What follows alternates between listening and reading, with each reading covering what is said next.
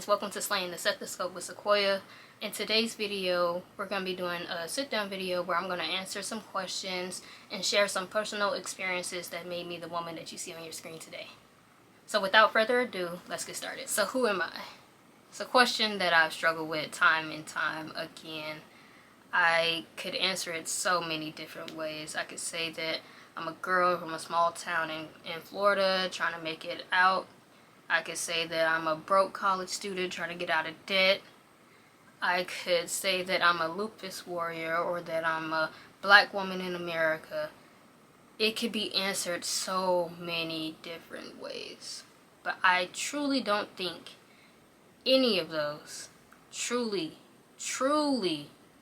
answer the question at hand.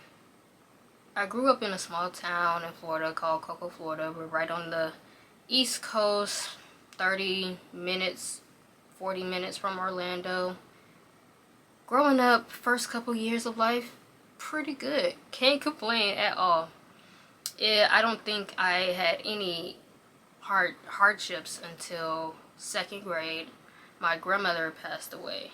And in my little head, I really couldn't wrap my mind around what had happened.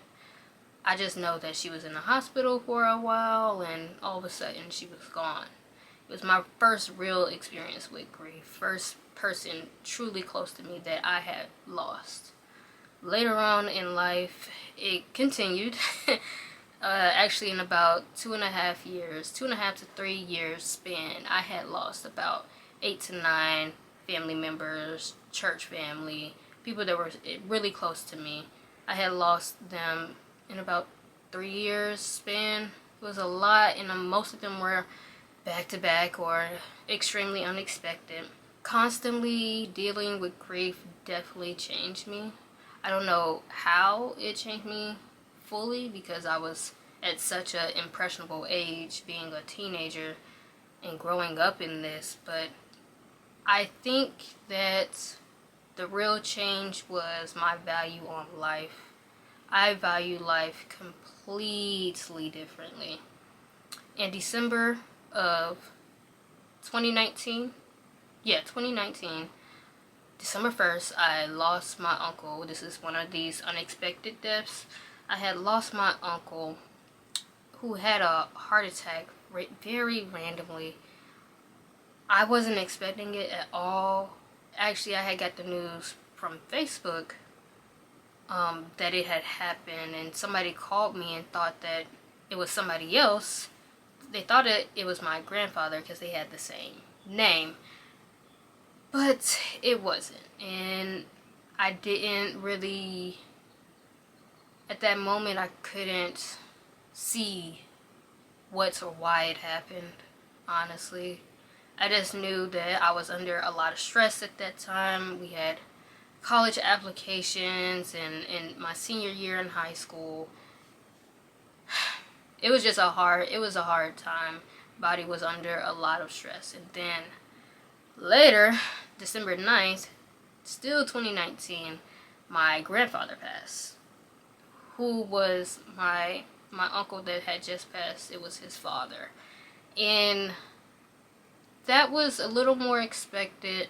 He had dementia, but also at that time, like I said, my body was under a lot of stress, and it triggered a flare, a lupus flare, that of a condition that I didn't know that I had at the time.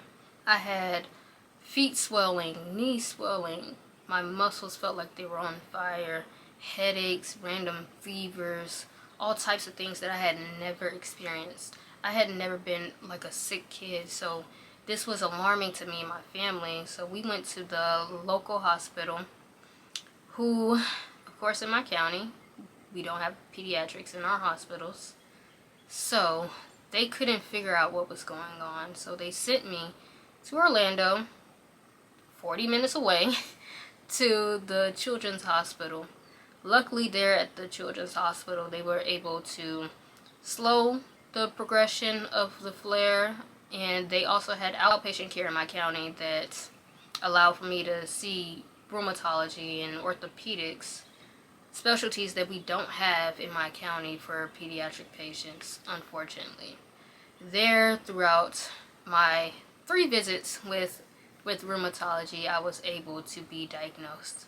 I want to say that I'm extremely blessed to be diagnosed in 3 visits. It took about 3 months, so 3 months I was diagnosed. Others are not that fortunate, unfortunately.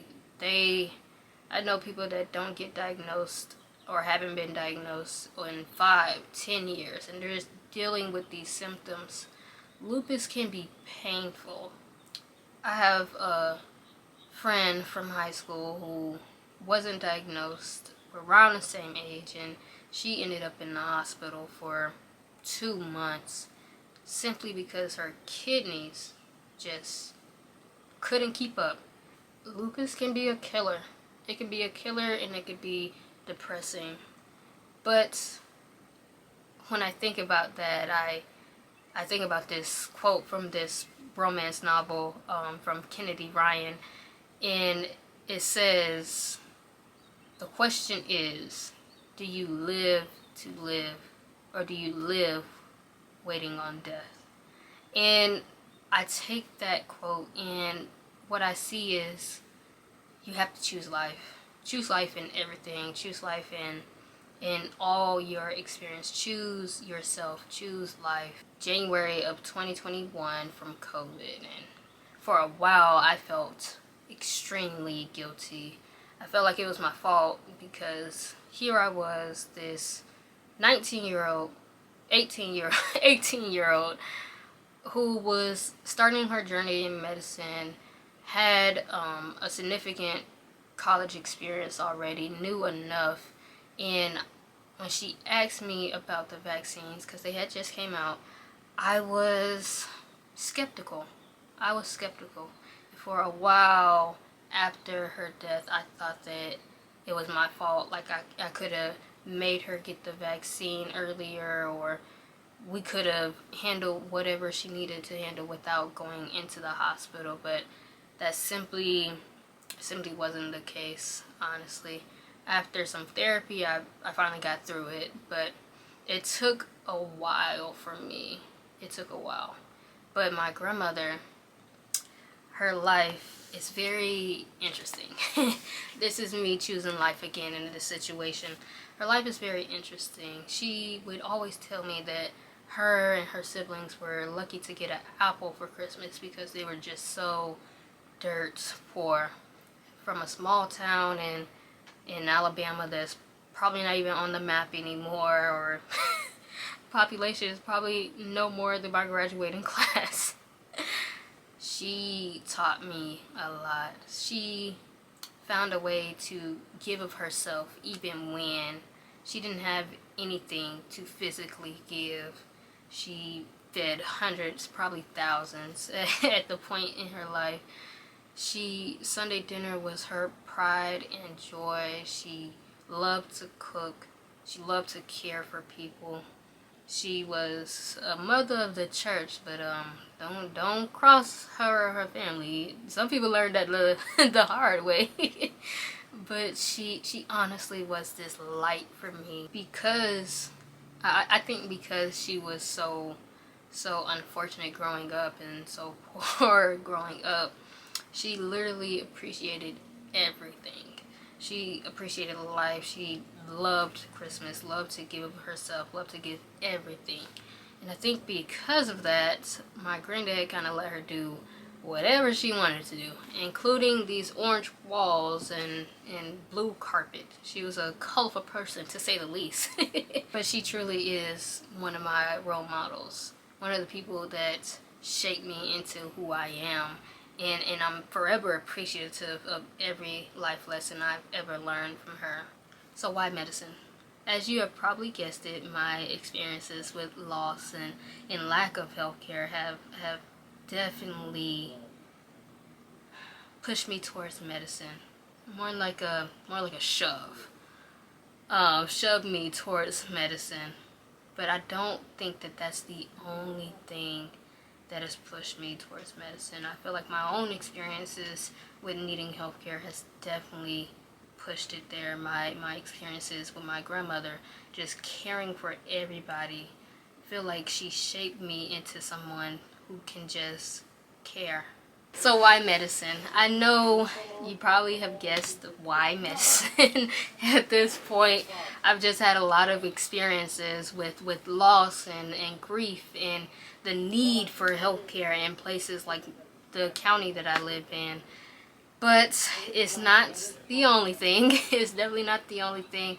I can truly say that most of the losses that I have had have been because we didn't have access to quality healthcare. I can say that it can be because the black community simply doesn't trust white doctors all the time. I can say that representation is needed. Truly, I wish that I have had a black doctor all my life. All my life I had to fight. I had to fight my daddy, I had to fight my uncles, I had to fight my brothers. I've never had a black doctor, and I feel like somebody that comes from where you come from relates to you a little more, can read through you, can understand your experiences. That's why it's my hope to become a med-peds rheumatologist, on top of having either an internal medicine license or pediatric license. So either I'll be an internal medicine doctor plus med-peds rheumatology, or I'll be a pediatrician plus med-peds rheumatology. I just hope to bridge part of the gap in between my community in medicine, and hopefully we can start to heal some of those internal wounds. Why Meharry? Honestly, I wanted to go to Meharry, but I didn't actually choose Meharry. I tell this story to anybody that will listen, but I had applied to about 11 schools for master's programs, and I had only heard back from one at the beginning of January. I've only had heard back from one. When I got my first acceptance, I became very, what is the word for this? I became very cautious of my next choice. I had got into my number 2 school. I was waiting on number 1 and number 3 just in case. I was waiting on number 1 and number 3. Number 1 being Meharry, and number 3 being University of South Florida in Tampa. I was very confused. I didn't know what the next step was going to be. How was I going to make the right decision for each school?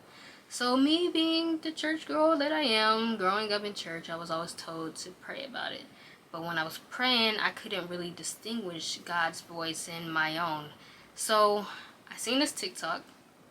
This creator said that she couldn't figure something out, so she prayed for a very specific sign, a yes and no sign, very specific things that you wouldn't see, and the next day it happened for her.